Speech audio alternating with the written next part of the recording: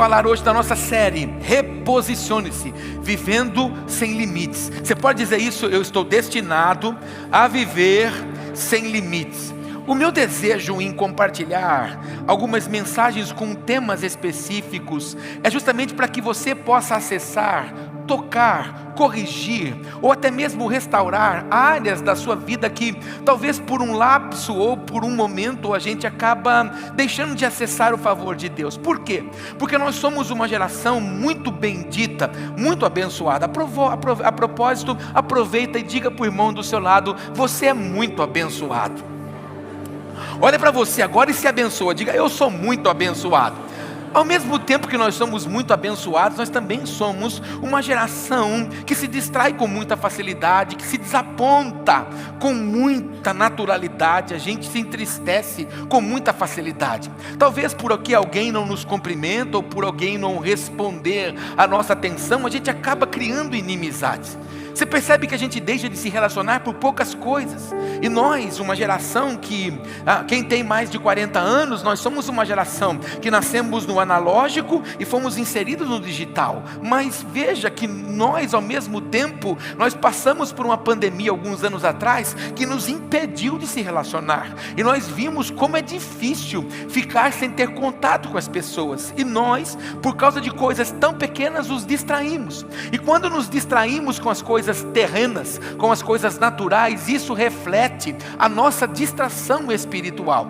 Há um grupo grande de pessoas que participam dos cultos, mas se você conversar com ela amanhã, ela não tem discernimento, ela não consegue lembrar nada do que ela ouviu. Por quê? Porque ela está tão cheia de algumas coisas, permitiu que a pré-ocupação estivesse sobre ela. Não há espaço para Deus romper, não há espaço para Deus transbordar. Então esse é o nosso desejo, que você se posicione ou se reposicione e você viva o favor do Pai. A primeira quinta-feira de setembro nós falamos do campo de batalha da mente, um lugar onde o inimigo trabalha incessantemente para roubar, inquietar, nos preocupar. Semana passada a pastora Rosana compartilhou conosco acerca de rompermos com o passado.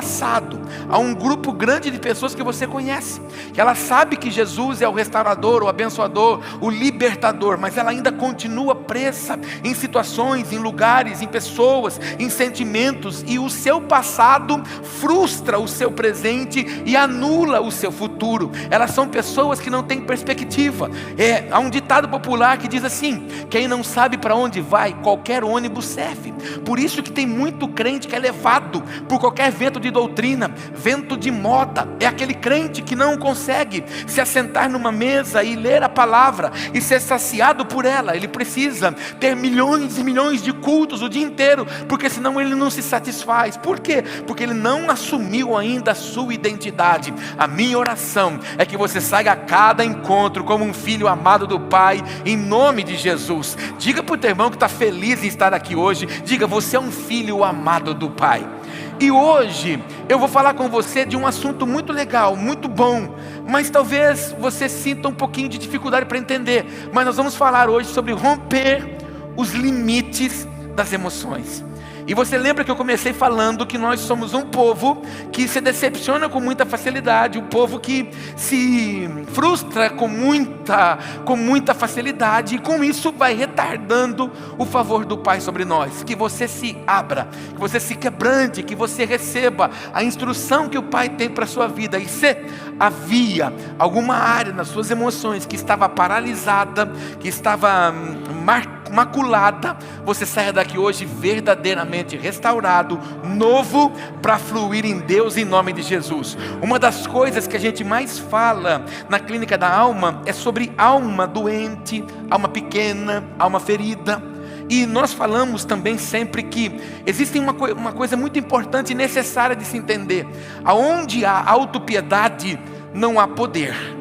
Então pessoas que têm autopiedade de si, ai, porque coitadinha de mim, porque ninguém olha para mim, porque ninguém estende a mão para mim, porque ninguém me ajuda, porque ninguém ora, ali o poder de Deus não pode habitar. Autopiedade não dá para andar junto com o poder. Ou você vive na presença de Deus para desfrutar do poder e da graça de Deus, ou você vai viver num esconderijo da autopiedade. Eu estou olhando aqui para um povo que é cheio de poder. Toca no teu irmão e diga isso para ele: eu estou do lado de alguém que é cheio do poder de Deus. Então, nós vamos aprender hoje algumas coisas importantes para romper, e eu oro, sabe, para que cadeias sejam quebradas hoje aqui, para que portas de bronze sejam anuladas, para que correntes sejam desfaceladas hoje aqui em nome de Jesus, e que você verdadeiramente cresça. Meu Deus, eu não consigo entrar. Olha aqui, ó, todos os cultos eu estou falando deles. Lembra, o Senhor chama 12 homens, não chama qualquer homem, chama alguém especial, alguém que era a cabeça da tribo. Então o Senhor chama 12 homens para espiar a terra. Veja, irmãos, eles estavam vendo um agir de Deus poderoso o tempo todo com eles. Mas qual foi o relatório dos 12 homens quando eles voltaram de espiar a terra? 2 deles, você conhece a história, porque a vida deles foi marcada pela escolha: Josué e Caleb. Não, a terra é poderosa, é nossa, nós vamos entrar lá e vamos apossar-se daquilo que o Senhor já nos deu. Mas 10 deles estavam com um pensamento neutralizado, alguém que só conseguia ver impedimentos, empecilhos. O que eram? Pessoas emocionalmente afetadas, pessoas emocionalmente danificadas, mesmo vendo graça, mesmo vendo poder, mesmo vendo sinais. Irmãos, eles tinham atravessado o mar a pé seco. Pensa, o Senhor abriu. Maestro, faça um som para mim de mar se abrindo, por favor. Eu fico, tenta. Meu Deus do céu, irmão, olha para mim aqui, ó. Tenta imaginar o mar se abrindo. Tenta, entra dentro do mar agora, naquela casa de praia que você tem. Imagina você saindo do quintal da sua praia, você vê o mar. Pensa o mar abrir. Eles passam, eles tinham visto isso, mas agora quando eles vão entrar numa terra para olhar, para espiar, para contemplar a grandeza dela, eles vêm com dificuldade, vem criando mecanismos. Quando você olha para a vida deles, infelizmente, trazendo para o século 21, há um número de pessoas que também vivem assim, não conseguem ver a grandeza, não conseguem ver o favor de Deus, não conseguem dar um passo de rompimento. Em nome de Jesus, essa vai ser a palavra dessa noite, ó. Essa é uma noite de rompimento em nome de Jesus. Sabe quando você compra aqueles produtos que vêm com um lacre, e você tem que tirar o lacre? Se você não tira o lacre, não sai o produto. Assim vai ser essa noite. O Senhor vai marcar essa noite com rompimento. Você vai fluir com graça em todas as áreas da sua vida, em nome de Jesus. Toca no irmão e diga para ele: você vai fluir com graça em todas as áreas da sua vida. Seja bonito, irmão. Seja bonito naquilo que Deus quer que você faça, naquilo que Deus quer que você esteja. Viva com graça aquilo que o Senhor deu para você. Ele não foi naquele lamaçal de pecado tirar a mim e a você para brincar conosco. Não, Ele foi lá nos tirar de lá para que eu e você fosse uma tormenta para o diabo, irmão.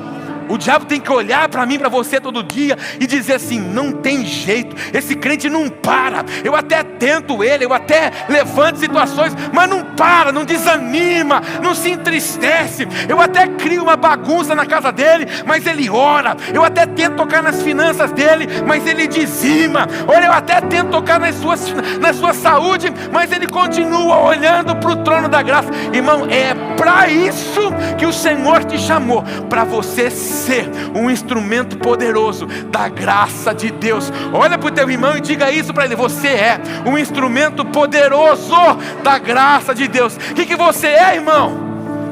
Não, eu não ouvi. Você é o que mesmo? Isso. Amanhã, quando você acordar, o inimigo vai rosnar perto de você. Então olha para ele pela janela e diga: você precisa saber, incircunciso, que eu sou um instrumento poderoso da graça de Deus. Diz para ele, deixa ele saber, e ele não te aprisionará mais em nome de Jesus. Marca o texto base da palavra de hoje, Filipenses capítulo 4, versos 6 e 7. Não andeis ansiosos de coisa alguma. Olha para o teu irmão e fala para ele: para de ser ansioso. Eis que vos fala alguém que padece com ansiedade. Eu sou uma pessoa ansiosa, dá para ver pelo meu tamanho. Quando eu estou vivendo momentos de decisão, eu vou aonde? Eu vou no pote de gominha. Vou aonde? Vou no pote de sorvete, vou em doce. É o lugar que eu desconto até que eu entendi que a minha segurança, as minhas decisões não estão nessas coisas para comer, estão no meu joelho prostrado diante do Senhor. Até eu não entender isso, eu fiquei preso. Até eu não entender isso, eu fiquei prostrado. Até eu não entender isso, eu vim à igreja. Eu conhecia a palavra, eu conhecia Jesus, mas não me posicionava sobre a palavra. De que adianta você ficar rodeando a sua casa a noite inteira por algo que você vai ter que decidir amanhã? Você só vai ganhar cansaço e preocupação. O problema é que nós falamos que nós cremos em Deus, mas nós não confiamos nele.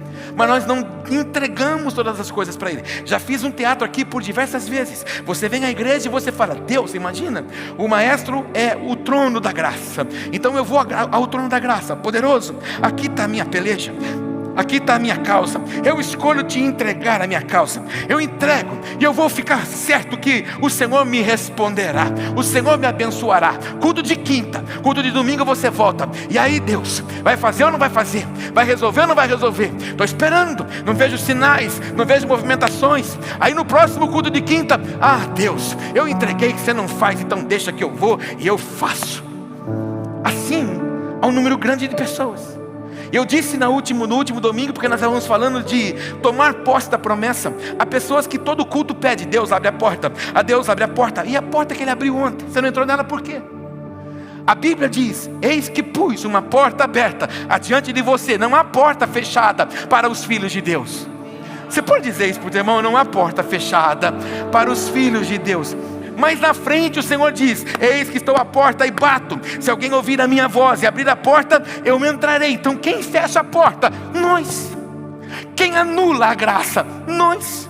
Quem não vê o romper? Nós. Por quê? Porque andamos ansiosos diante das coisas. O texto continua dizendo: em tudo, porém, sejam conhecidas diante de Deus as vossas petições, pela oração e pela súplica. De que forma? Com ações de graças. Apresentou a oração, sai dela dizendo: Senhor, muito obrigado, porque eu sei que o Senhor já fez infinitamente mais do que eu peço ou do que eu preciso. E vai fazer o quê? Vai descansar, vai celebrar, vai viver, porque a resposta virá, porque Ele não falha e nunca falhará.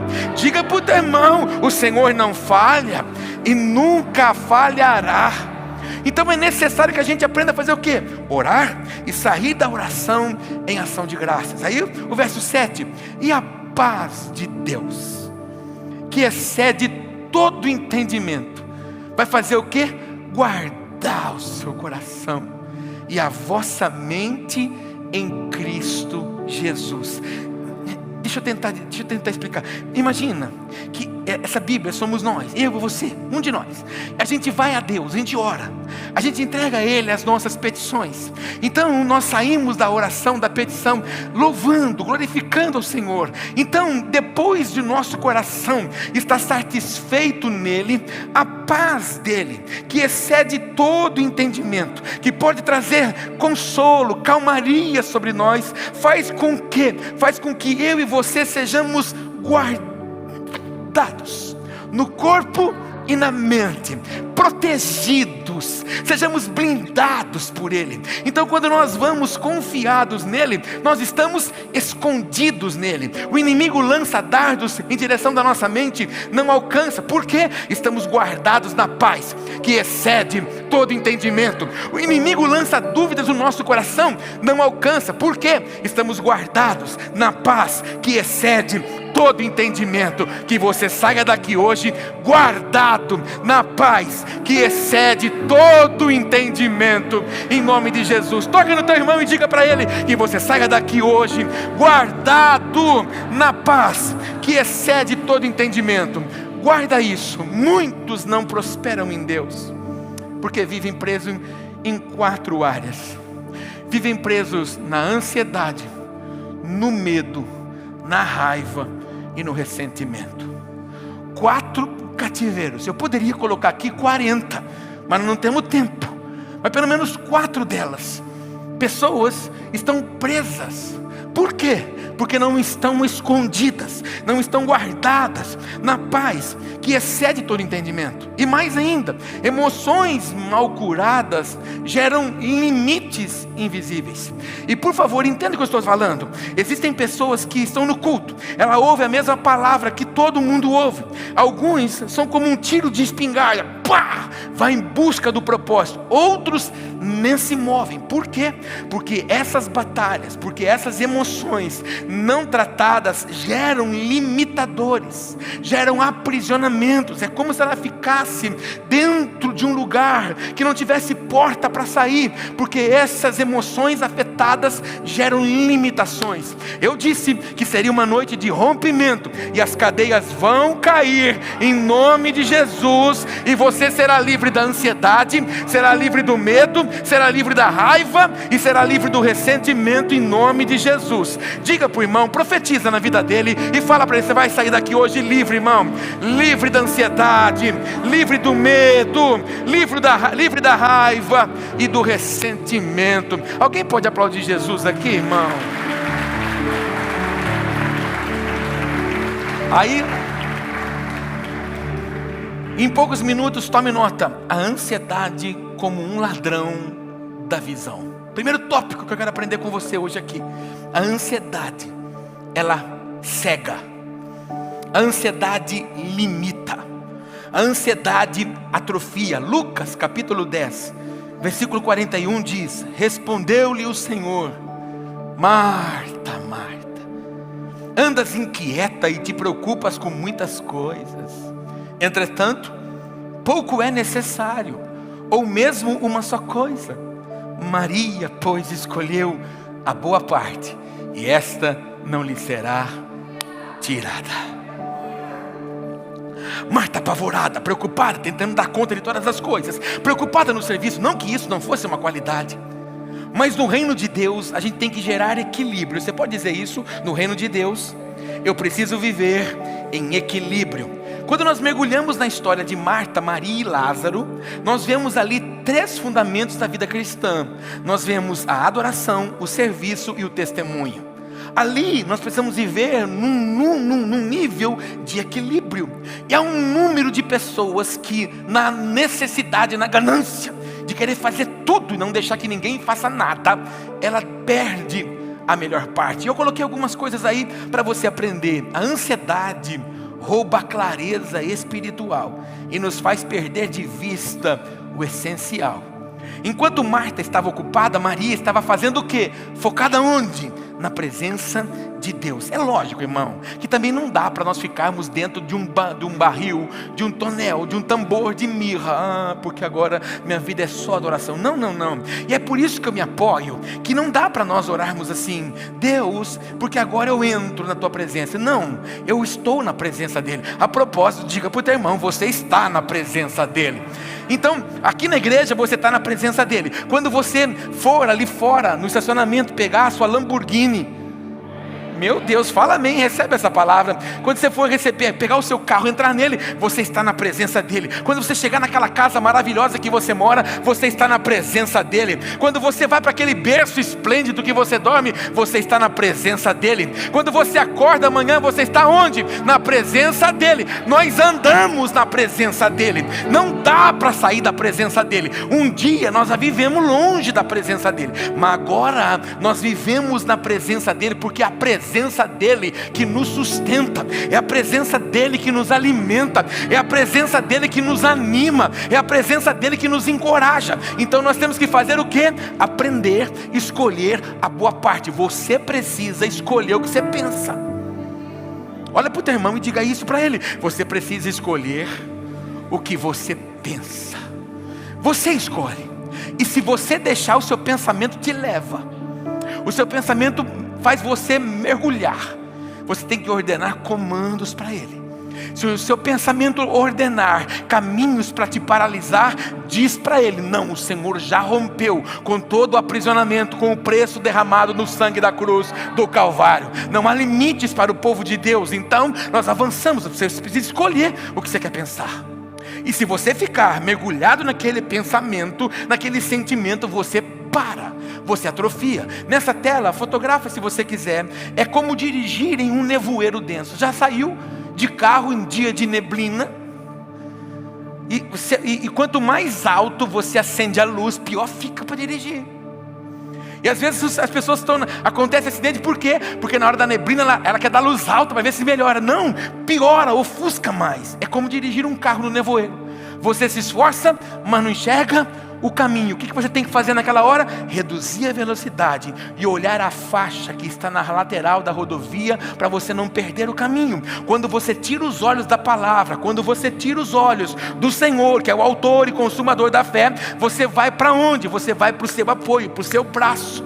E aí tudo é frustrado. Há um número grande de pessoas que você conhece que são frustradas. Por quê? Porque elas não dependem de Deus. Elas estão dependentes do braço dela, do conhecimento dela, do estudo dela, da faculdade dela, dos cursos dela. Não, irmão, a minha vida não pode estar pautada na minha teologia, não está pautada no meu bacharelado. Não, a minha vida está pautada na presença abundante do Senhor, que me impulsiona, que me faz viver intensamente na presença dEle. Então, a ansiedade cria nevoeiros mentais que nos impedem de ver o propósito de Deus. Tem gente que, se você sentar com ela e ela não sabe qual é o propósito de Deus para a vida dela, está na Bíblia: ide por todo mundo e pregai o Evangelho, mas ela não sabe, ela não consegue compreender o favor de Deus. E o meu alvo nesse segundo semestre para esta igreja, para essa cidade, é tirar essa mente atrofiada que nos foi colocada, uma mente bairrista, de se sentir indigno. Não, nós somos dignos de receber tudo aquilo que o Senhor tem destinado para nós, porque ouro e prata vem do Senhor, e a riqueza da terra Ele dá para os filhos de Deus. É necessário que a gente retome isso, tirar esses nevoeiros que nos atrofiam. E aí, próxima tela por favor. A ansiedade é um ladrão que rouba a visão do futuro e aprisiona a alma no presente. E aí o presente tá vendo? Ninguém me ajuda. Tá vendo? Eu tento, nada dá certo, então eu não saio do lugar. E eu insisto em dizer isso. Lá no trabalho, por diversas vezes oportunidades vieram, promoções vieram, mas o medo, a ansiedade, a insegurança, o nevoeiro espiritual te fez se sentir incapaz. E talvez para você plantar o seu próprio negócio, já era para ser dono do seu próprio negócio, mas o nevoeiro espiritual gerou ansiedade, frustrou o seu futuro. Como eu te disse, que é uma noite de rompimento. Se havia algum nevoeiro diante dos seus olhos, o Pai vai soprar esse nevoeiro e os seus olhos vão se abrir hoje em nome de Jesus. Toca no teu irmão e diga para ele: seja curado, seja restaurado de toda ansiedade em nome de Jesus. O que a ansiedade faz? Te leva a viver o inesperado. A ansiedade frustra. A ansiedade gera escolhas equivocadas. A ansiedade gera decisões erradas. Há um grupo grande de pessoas decepcionadas com várias áreas da sua vida por causa da ansiedade. Decidiram errado, investiram errado, escolheram errado, falaram errado. Então, quando você não tem convicção, aguarda a revelação. Quando você não tem clareza, espera saltar diante dos olhos. E Deus, Ele ama a gente íntima. Deus não está claro. Estou indo ao culto, estou ouvindo a palavra, mas a palavra não estou conseguindo discernir, entender. Seja específico para mim, Senhor. Me dá exemplo? Claro, Ele vai fazer. Se for através de uma folha caindo, a folha vai cair. Se for através de um papel rasgado, o papel vai aparecer diante de você. Ele vai fazer para que você entenda. Mas é necessário o quê? Um relacionamento. Que isso seja uma verdade sobre você. Segundo fator hoje, o medo como um paralisador. Diga para o teu irmão: o medo é paralisador. O que o medo faz, irmão? Paralisa. O medo, ele é um bloqueador. Vamos, irmão. Ah, meu Deus, Deus me livre. Eu já estou ouvindo que quebraram. Olha lá, o medo impede-nos de acessar coisas maiores. Por exemplo, quantas pessoas que você não conhece? Vamos voar de avião? Ah, não, caiu esses tempos agora no monte. Mas agora tem um monte de gente subindo e descendo, voando para lá e para cá. Enquanto isso você não desfruta, por causa do medo paralisador. Tá certo que já me convidaram para saltar de paraquedas. Vai você que quer, eu não vou. Eu não tenho paciência para aquilo, não tenho coragem para aquilo, então eu não vou me atrever. Não, mas eu não vou porque eu não quero colocar minha vida em risco. Agora, existem pessoas que por causa de coisas tão pequenas não dão passos. Olha o que a Bíblia diz, lá em 1 Samuel 17, nós conhecemos a história.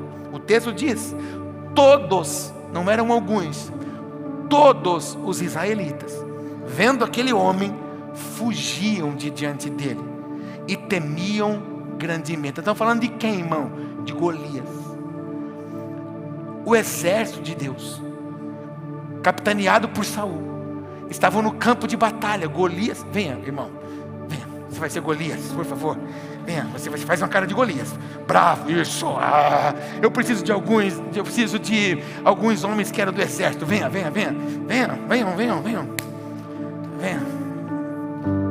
Venha também, Gustavo, venha, preciso de mais gente aqui.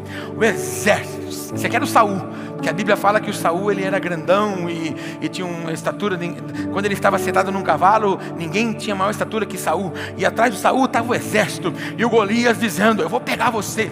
Traz a linguagem de hoje, tá? Faz assim, ó, isso. E o Golias afrontando quem? 4 homens comum, 40 homens comum? Não, o exército do Deus de Israel. E os caras estavam de que jeito? Treme, irmão, por favor, entra no cenário comigo. Os caras estavam de que jeito? Trêmulos, amedrontados. O medo fez o quê? Presta atenção, irmão, Deus vai falar com você aqui, ó. O medo fez o quê com esses homens que eram soldados? Inibiu a graça da batalha que estava sobre eles. Vou falar de novo. O medo de um homem que os afrontava fez com que eles frustrassem a graça e a habilidade de serem homens de batalha. Até que então, surge lá, você conhece a história, surge um homenzinho. Não, venha, irmão, corre, por favor, estou atrasado. Vai lá. De repente viu um cara que dentro do pai dele, da família deles, era apenas um pastor de ovelha, um homenzinho que dava para levar marmita, levar queijo para os irmãos. De repente chega esse cara e os irmãos olham de cima e embaixo, despreza ele e fala, o que você quer aqui, presunçoso? Não dá valor nenhum para ele. Aí Davi chega no outro pessoal do exército e diz assim, o que acontece aqui? Aí ele, o cara lá está querendo matar nós, acabar com nós, né? Se alguém pelejar com esse cara, o que vai ganhar? Vai ganhar a isenção de impostos e o coração da filha do rei. Davi falou, então pera um pouco, que já vai ter isenção de imposto, e casar com a filha é comigo mesmo. Aí Davi olha para aquele sujeito e diz o quê? Você pode vir a mim do jeito que você vem, com a sua armadura, com a sua lança, com seus apetrechos, mas eu vou a você com aquilo que tenho. Eu vou a você em nome do Senhor dos Exércitos. Ei, irmão, a história é linda, não é linda? A gente olha para a vida do Davi e fala, uau, queria ser como Davi. Mas e a história do exército fracassado, que ficou lá por causa do medo? E quantas vezes eu e você também não vivemos, não acessamos coisas em Deus por causa do medo? Por que de vez em quando a gente vê o irmão Davi contando testemunho que o Golias caiu e o seu nunca cai? Você escuta o irmão Davi contando daquilo que ele faz, tocando harpas debaixo das árvores, tocando o coração de Deus, e botou um leão para correr, matou um leão, e você nunca conta nada. Por quê? Por causa do medo que te paralisa, por causa do medo que te faz ser indigno, o medo que te faz não acessar aquilo que já foi liberado para você, em nome de Jesus. Você pode aplaudir nossos artistas aqui, que são uma bênção. Aí ó, o medo faz o exército inteiro tremer, mas a fé levanta guerreiros improváveis. Israel se via derrotado diante de Golias, mas o Davi foi lá e fez o que? Rompeu o ciclo do medo, por causa de uma postura, por causa de uma posição, sabia com quem ele andava. Ei, irmão, sobre você está o Espírito do vivo Deus. Ah, pastor, a Bíblia diz que aqueles que crêem no Senhor farão coisas maiores do que Ele faz. Por que nós não fazemos? Porque o medo nos paralisa, porque o medo nos atrofia, porque o medo nos engessa, porque o medo nos faz ficar raquíticos. A próxima tela: o medo é como correntes invisíveis. Você até tem força para andar, mas não consegue sair do lugar. Alguns cultos atrás, eu falei do circo. Quem tem mais de 40 anos, dá um sinal de vida, deixa eu te conhecer. Ah, que bênção, que geração maravilhosa foi uma nossa, não é? Eu estava falando com minha irmã hoje, com a irmã Tatiane, que estava fazendo minha unha. Aí eu disse para ela: você lembra que nós somos a geração do despertador? Alguém é da geração do despertador? Aquele... Meu Deus, irmão, sua casa não tinha despertador? E depois que veio aqueles de pilha, que eles faziam barulho. Tem um barulhinho de despertador? Não tem. Aí faziam aqueles barulhinhos. Irmão, que geração tremenda foi a nossa, não é? Uma geração que provou algumas coisas. Você lembra quando você ia no circo e tinha bicho? E o elefante, eu contei dele alguns cultos atrás. Você já imaginou se o elefante soubesse a força que tem? Aquela cordinha não segurava ele. Toda vez que você passava no circo, o elefante estava com uma cordinha no pé e um toco ali no chão e amarrado ali. E quando levava ele para fazer a apresentação dentro da jaula, dentro daquele negocinho, o domador ficava com um pedacinho de ferro fazendo assim para ele, ele recuava. Por quê? Porque ele não sabe a força que tem. Porque ele foi domesticado. E quantas águias que o Senhor tem levantado e se comportam como pardais. Ah, dá uma olhadinha e veja que águia poderosa que está aí perto de você. Mas de vez em quando gosta de ficar dentro da gaiola, no puleiro, porque não conheceu a sua real identidade. Falei disso há algum tempo atrás sobre a águia. A águia vê o seu inimigo de cima para baixo. Ela sabe que ela é maior do que a tempestade. Ah, se você entendesse quem você é em Deus, você sairia daqui hoje olhando seu inimigo de cima para baixo, dizendo para ele: você já está vencido, mas não sai do lugar, porque não sabe a força que tem. Em nome de Jesus, Espírito Santo, vá a esses homens. Espírito Santo, vá sobre essas mulheres. E que o teu Espírito, que é de força, que é de fortaleza, venha sobre todos agora. E que ninguém, Senhor, seja mais presa do medo, mas que eles possam agora romper e acessar coisas extraordinárias que eles jamais puderam imaginar. Eu oro assim, Senhor, e creio que o Senhor está liberando pessoas aqui para algo extraordinário, em nome de Jesus. Amém, irmão? Você pode aplaudir Jesus e tomar posse disso?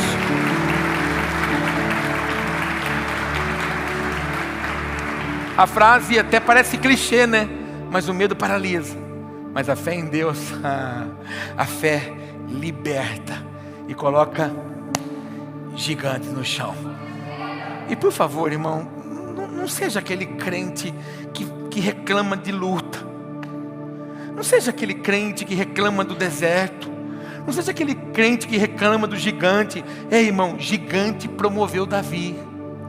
Lutas promoveram o povo de Deus. Desertos geraram intimidade com aqueles que foram levados. Deus se revelou grandemente para as pessoas no deserto. A gente murmura de deserto, murmura de luta, murmura de vales. Não, irmão, são lugares que Deus está promovendo você, em nome de Jesus. 3, a paz. Anota aí, a paz que guarda o coração. Você pode pôr a mão no peito assim, ó, e dizer isso: a paz do Senhor guarda o meu coração. João 14, 27. Deixo-vos a paz, a minha paz vos dou. Não vou lá dou como o mundo a dar com prazeres. Não se turbe o vosso coração, nem se atemoreça. Ei, está passando um momento adverso, momento complicado? Tenha paz, acalma, vai passar, você vai vencer. O choro pode durar uma noite, mas a alegria vem logo no amanhecer. O Senhor não vai desamparar os seus. Eu vos dou a paz, não turbe o vosso coração. Não inquiete o seu coração, não alvoroce o seu coração por coisas pequenas e desnecessárias. A paz de Cristo não é ausência de guerra. Você pode dizer isso para o teu irmão? A paz de Cristo não é ausência de guerra. Há um número grande de pessoas que pensam que, porque agora eu sou crente, porque agora eu sou de Jesus e não tem mais guerra. Agora que você mexeu na cachopa de abelha, irmão, o bicho vai dizer: vamos ver se você vai ser crente mesmo. Vamos ver se você vai sair a cada culto cheio de poder, como diz que é. Vamos ver se você vai continuar insistente, prevalecendo. Vamos ver se você vai continuar determinado, focado, avançando no propósito. Agora você está dizendo para ele: eu não dependo mais de você, porque agora o Senhor me nutre de todas as coisas. Então ele vai gerar mecanismos para tirar você da presença de Deus. A paz não é ausência de guerra, mas a presença dele no meio da batalha.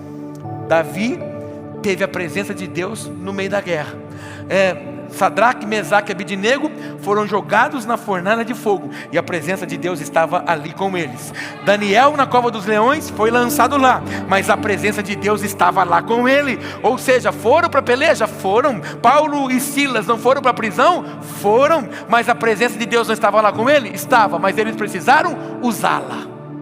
Eles precisaram, em vez de murmurar, cantar, adorar, celebrar o Senhor.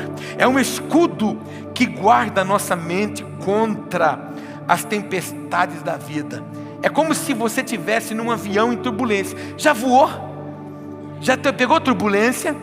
Mas aquela turbulência braba que o bicho desce uns 2 metros e você dá uma sentada no chão, parece que o seu bucho sobe. Meu Deus, é um negócio medonho. Isso é um campo de batalha, não é? Mas é confiar o quê? Que o piloto está lá segurando e já vai resolver, e essa turbulência vai passar. Se estiver vivendo turbulência, fica tranquilo, porque o piloto é bom. Fala para o teu irmão: se estiver em turbulência, fica tranquilo, porque o piloto ele é muito bom. E aí, irmão, eu coloquei justamente deles, porque eu falei deles, Paulo e Silas, cantando na prisão, estavam machucados, tinham apanhado, irmão, mas eles podiam ter ficado o quê? Um reclamando para o outro, tá vendo? Tá vendo? O Silas falava para o Paulo: tá vendo, Paulo? Quem mandou você ser abusado desse jeito? Fica afrontando, fica falando. Já falei para você, maneira um pouco. Não. Como é que você está, Paulo? Está dolorido. E você, Silas? Estou com o queixo quebrado. Mas murmurar não dá para nós. Nós só vamos fazer uma coisa que nós sabemos fazer. Vamos cantar. Ao único que é digno de receber. Começaram a cantar. De repente, o que acontece? Um estrondo. As paredes do cárcere começam a se mover, porque veio resposta em direção a eles. O que foi aquilo? A paz em meio ao caos. Assim será com você também, em nome de Jesus. Grava essa informação para você nunca mais esquecer. Grava isso, a paz de Cristo não tira a tempestade, mas os ensina a dormir no barco, no meio dela. Olha para o teu irmão e fala para ele: sai daqui e vai dormir. Você já falou para alguém assim, vai dormir? Você já falou para alguém, mas hoje você está profetizando para ela: vai dormir. Escute, irmão, é para alguém essa palavra aqui, alguém aqui, você está precisando dormir. Pastor, o que você está falando? Você está precisando pegar o seu travesseiro e ir dormir. Olha para a força das águas e fala para ela: eu escolho dormir. O barquinho está saculejando, olha para ele e fala: eu escolho dormir. O avião está em turbulência, escolhe dizer: piloto, eu creio que você está no controle, então eu vou dormir. Mas quando você fica apavorado, você fica angustiado, você fica perdendo sono, rodeando a casa, tomando tarja preta, não vai resolver. Tudo que o Senhor te chama hoje é para confiar em nome de Jesus. Põe a mão no coração, e diz: a partir de hoje eu vou dormir. Olha para mim, eu vou dar só um exemplo que eu já falei 1000 vezes, vai a 1001. Você sabe que a igreja não tem um produto, a igreja não é uma empresa que comercializa, a igreja é um lugar que ajunta pessoas. E por causa da generosidade e do amor de pessoas, Deus move provimento para que a gente possa investir, para que a gente possa pagar as despesas. Eu já falei para você, todos os meses só de aluguel nós temos 42 mil para pagar. Eu não estou falando de 1000, estou falando de 42. Faz uma conta de quanto você dá e veja quantas pessoas precisam ajudar igual você.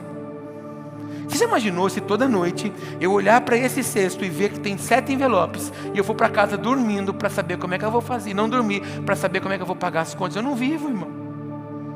Ou eu confio, ou eu descanso, sabendo que Ele é provedor, ou eu vou viver no meu reino, não no reino dEle. Há um número grande de pessoas que está vivendo no seu reino e não no reino de Deus.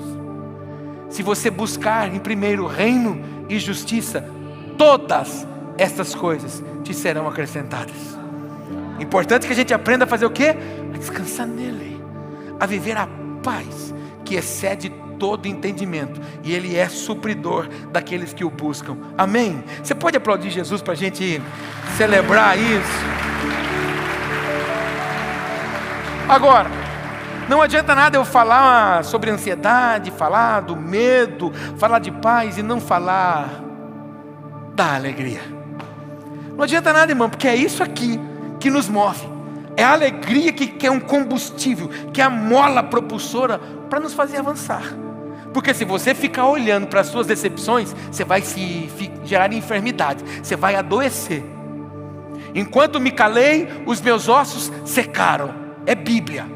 Então, ou você vive na alegria do Senhor, o texto é esse, de Neemias, capítulo 8, verso 10, na parte B. Quando eles estão ali entristecidos, enquanto a palavra está sendo declarada, o que eles dizem? Não vos entristeçais, porque a alegria do Senhor é a vossa força. Olha para o teu irmão e diga isso para ele: a alegria do Senhor é a sua força. Então é necessário que diante das circunstâncias a gente tenha contentamento. E alegria, irmão, não é viver como se fosse boneco de corte. A alegria é contentamento, irmão. É ser satisfeito com aquilo que você já tem. É ser satisfeito com aquilo que Deus já fez. É ser satisfeito com aquilo que Deus vai fazer. Isso gera em nós o quê? Confiança. Por quê? Porque estamos tranquilos e confiados no Senhor. Aí eu coloquei ali, ó, alegria não é emoção passageira, mas é o quê? Fruto do Espírito. Você pode dizer isso para você? A alegria não é uma emoção, é fruto do Espírito. Então pessoas que não vivem alegres em Deus é porque não provaram do fruto do Espírito. São 9 gomos de um fruto que precisam estar em nós. Por que as pessoas são ansiosas? Por que as pessoas são medrosas? Por que as pessoas são inquietas, sem paz? Porque falta alegria de estar na presença de Deus. De vez em quando você olha para mim e você fala assim: olha que como é que tem uma vida. Ele deve ter uma vida maravilhosa. Olha que robusto que ele está. Olha, rosado. Não tem luta esse homem. Ele deve viver num tanque de mirra o tempo todo. E os anjos descem ainda para fazer aquelas coisinhas de pena assim na vida. Não, irmão. Eu tenho muitas lutas, muitas dificuldades. Muitas vezes o coração está sangrando.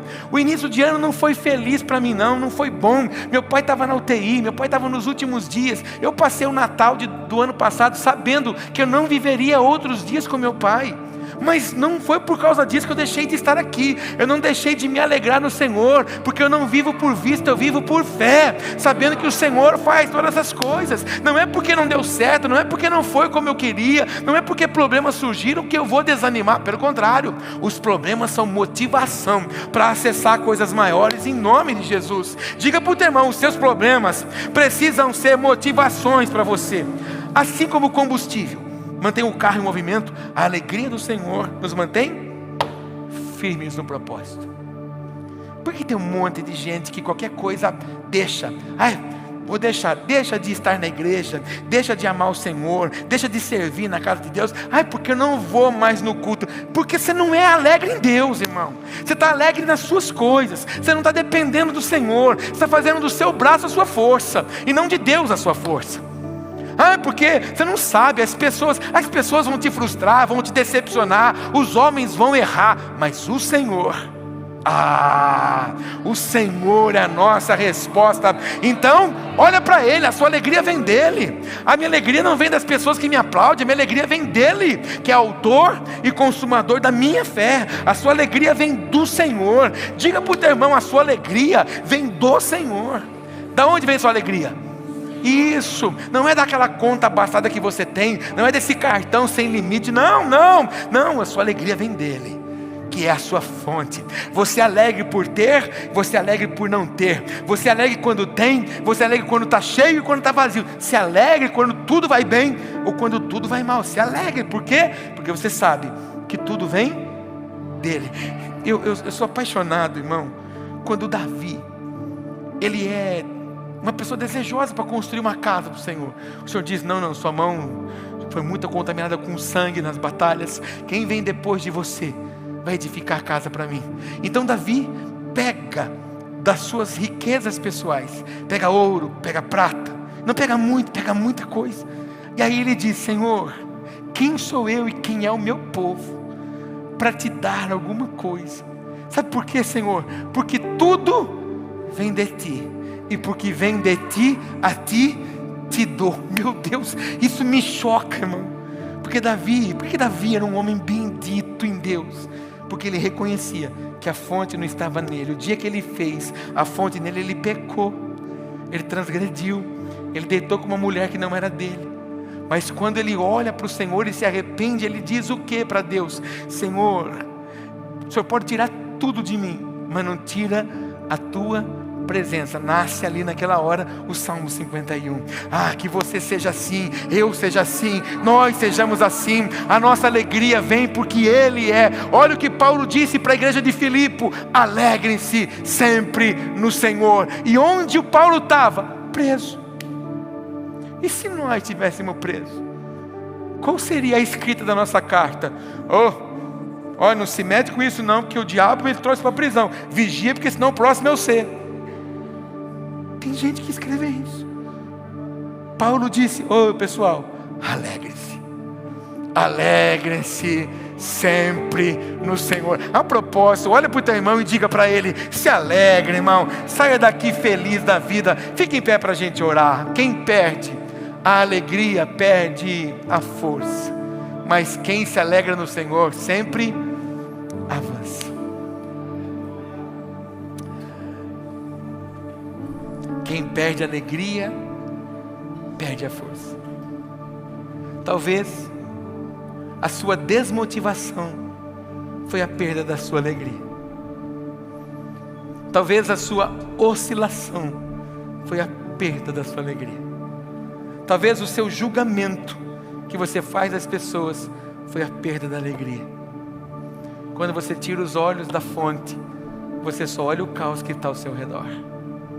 E se nós olharmos para aquilo que o nosso país está vivendo e que a humanidade está vivendo, estamos a um lapso da Terceira Guerra Mundial, estamos num lapso econômico no mundo, estamos já vendo o levantar do anticristo, nós já estamos vendo a moeda única surgir nas nações. Se nós ficarmos olhando para isso, nós vamos deixar de amar o Senhor, irmão. E mais do que isso, nós vamos deixar de cumprir o nosso ID, de amar pessoas. Enquanto nós nos frustramos, enquanto nós nos decepcionamos, enquanto nós perdemos a alegria, pessoas estão morrendo sem conhecer Jesus. Enquanto nós estamos estacionados, enquanto nós estamos olhando apenas a dor do nosso umbigo, pessoas estão indo para o inferno. Porque nós estamos paralisados e nós estamos cumprindo a missão que é nossa. Você entende por que o Senhor está nos chamando? Para a gente se reposicionar, para a gente não viver parado no nosso eu, para a gente andar na jornada que a nós está proposta. Põe a mão no seu peito um pouquinho. Pai, obrigado por essa noite, por nos confrontar com a Tua Palavra. Obrigado também, Senhor, por nos impulsionar e nos fazer entendidos, ó Pai, que é tempo e hora de vivermos sem limites. Nós queremos ordenar hoje, Senhor, que a ansiedade não será mais neutralizadora. Nós queremos declarar que o medo não será mais paralisador. Nós queremos declarar que nós não viveremos ausentes de paz, porque o Senhor nos trouxe a paz que excede todo entendimento. Em nome de Jesus, eu quero profetizar sobre esta casa, que a Tua alegria, Senhor, que nos faz ser satisfeitos, a Tua alegria que nos faz ser fortes, para avançarmos e vivermos a jornada que a nós está proposta, seja agora, Senhor, liberada sobre os Teus filhos e sobre as Tuas filhas, em nome de Jesus. Eu quero profetizar sobre esta igreja nessa noite, que se havia paralisação, se havia retrocesso, se havia comodismo, em nome de Jesus, essas fortalezas, essas barreiras são destruídas pelo Senhor agora. Sangue de Jesus seja aspergido novamente do alto da cabeça à planta dos nossos pés, e que seja o selo, que seja a marca, que seja a separação entre nós e os nossos inimigos. Que o nosso inimigo veja, que o nosso inimigo reconheça a graça do Senhor que está, que já veio, que já foi derramada sobre nós. Que esses homens e mulheres saiam daqui em autoridade, em graça, em força, em poder, para viver a jornada, para viver, ó Senhor, os anseios e os propósitos do Senhor. Pai, rompe milagres, Senhor, rompe ousadia, Senhor, rompe a Tua presença, em nome de Jesus. E encerramos